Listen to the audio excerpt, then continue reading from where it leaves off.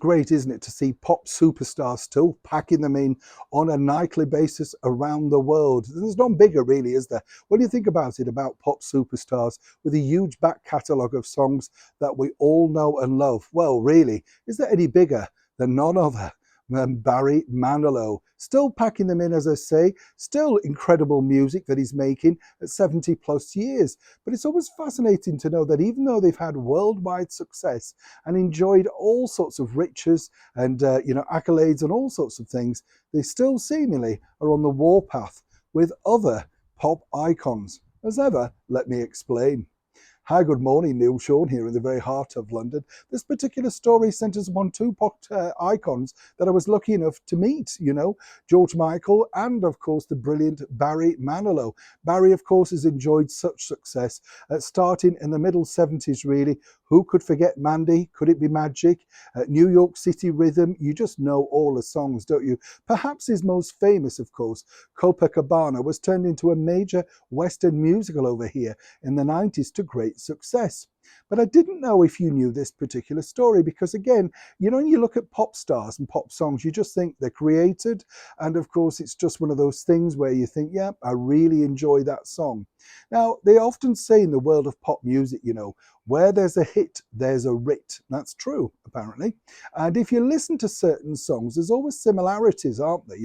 I worked for a major composer of pop for many years, and he always told me this. He basically said you have to listen around what's been a big hit at that time and then cultivate that into your own sound. Yes, he did that very well for quite a few years, let me tell you. And I mean that with love, obviously.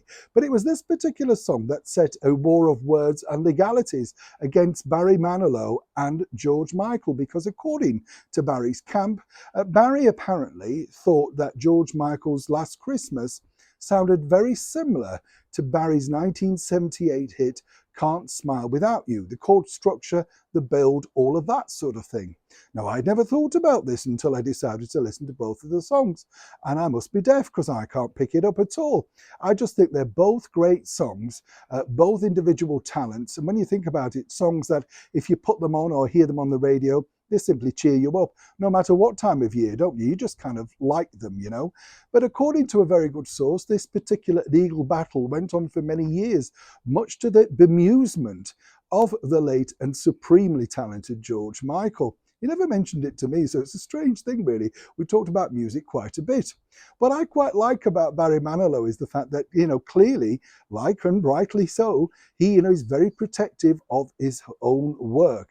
And at that point, of course, would have been one of the biggest stars, particularly on radio play in the world.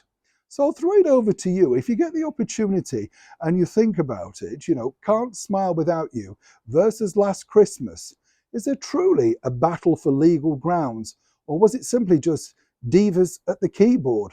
As ever, do let me know what you think in the comments below. Neil Sean in the very heart of London.